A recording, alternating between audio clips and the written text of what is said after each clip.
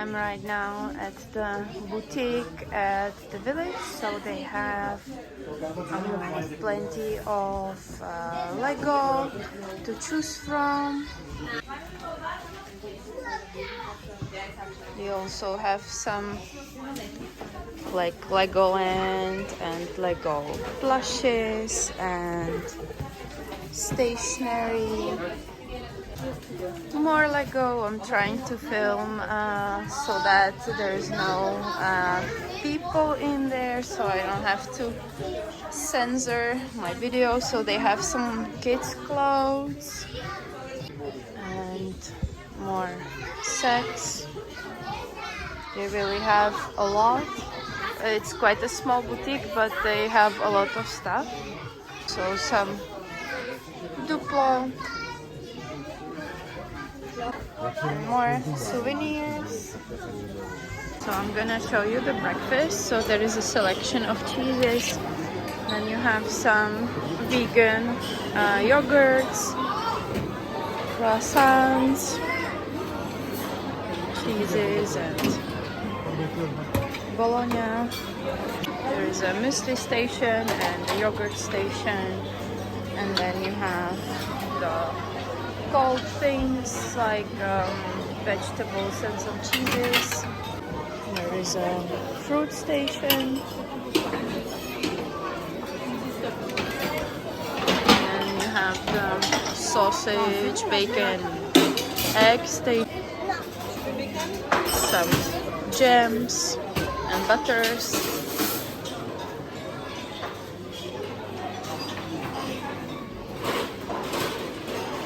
Then some breads, more jams, boiled egg. So we checked out of the hotel and we are heading home. So a little bit to reflect, because I was mainly positive about our experiences.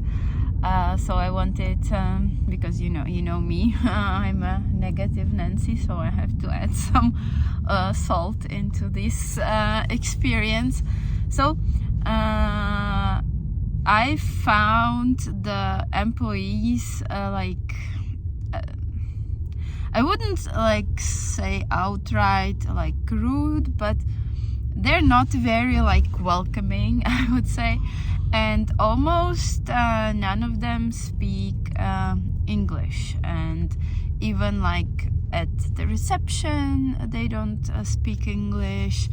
The ride operators, I don't know, I was living in a bubble when I thought that Germans mostly do speak English, but I guess maybe it also depends what part of Germany.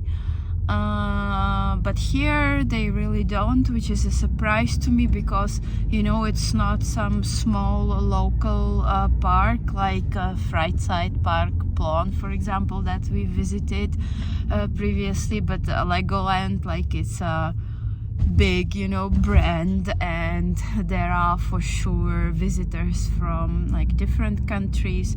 There's of course a lot of Germans, but there is also Czechs, Slovaks, Poles. I've seen some Spanish speaking people, even Americans. So there is a really a mix.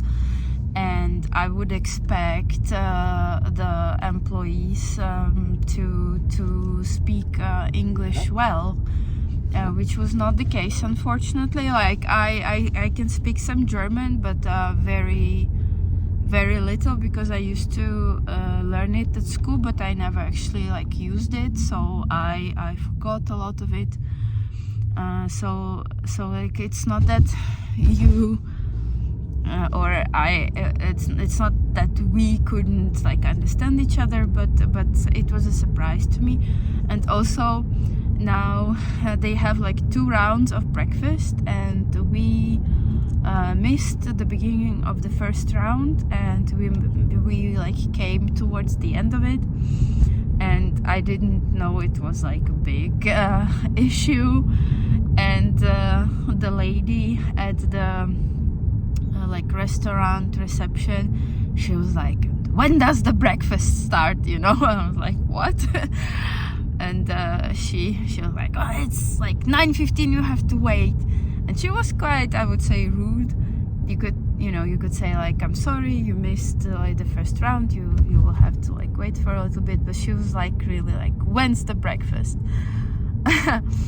And also I felt like for the second round they were not refilling the food as much. I could compare it to yesterday, and there was more stuff yesterday for sure. Yeah, so that I wanted to tell you. And also I was like complaining about the rules. So like, I mean, I get it, rules are rules, but I'm again comparing it to Disney. And as we all know, like at Disneyland there's not many height restrictions. You can, like, except for the bigger roller coasters, you can ride with like a small baby and there is no problem. And here they have a lot of restrictions, and not only that, like the babies cannot ride, but also they have techno teacups, which is like a teacup attraction. In Disney you can take a baby there. Here it's from 110 centimeters. Like, why? I don't understand really. Like, what are the safety concerns there? I don't get it. And also, for example, they have like a store in the Legoland Village, which I have some footage of, and there also there is a rule that only like the guests who stay at the village can visit the shop. And again, like, why can't other people go to the store? What's so special about it that only the guests of the village can go there? I don't know. I don't get it. I think it's like more restrictive than it like could be for some reason that I just personally do not understand. Also, I really don't like the 2 rounds of breakfast. It's not like when in Plaza Gardens you have a character breakfast, and there it makes sense for the people to exchange, and for everyone to get the chance to take a photo with the character. Here it's like a regular breakfast, and they are just creating, I feel like, more crowds by splitting it into 2 and not letting the people have breakfast at whatever time they want to, within, of course, the given time interval.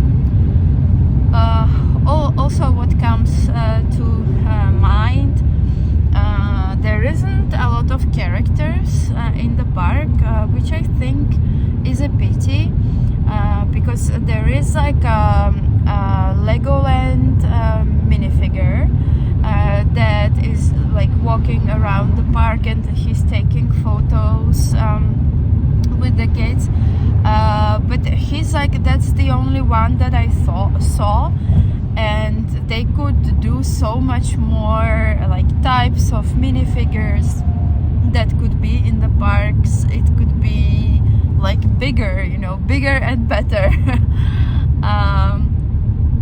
Which is it's just like a suggestion, I guess, how to improve maybe, because I saw the kids really enjoyed the interaction. They like that someone is there to take photos with them, and they have so many like iconic characters or like Lego characters that they could do it, and it would be a big success. Also, the parade is not every day, which like they have the parade is quite short. I feel like they could do it So that's my thoughts about it. Like overall, we really like it. It's a nice park. There is a lot to do. The attractions are well themed, in my opinion. There is a lot of attractions for like 4-year-olds and up, I would say. So you will for sure have fun, and we are for sure coming back. But I feel like there are always like things to improve, and I think it's it's all right to mention it and to talk about it, because otherwise they don't have an incentive to change anything. So it was a pleasant time. We had fun yesterday. Really, we were lucky with the weather. It was warm till the evening. We went for a walk after the park closure. It was perfect. Today the weather is not as great again. So we were really lucky. We are happy with the way we spent this little holiday in Legoland, and we will be back for sure next year. So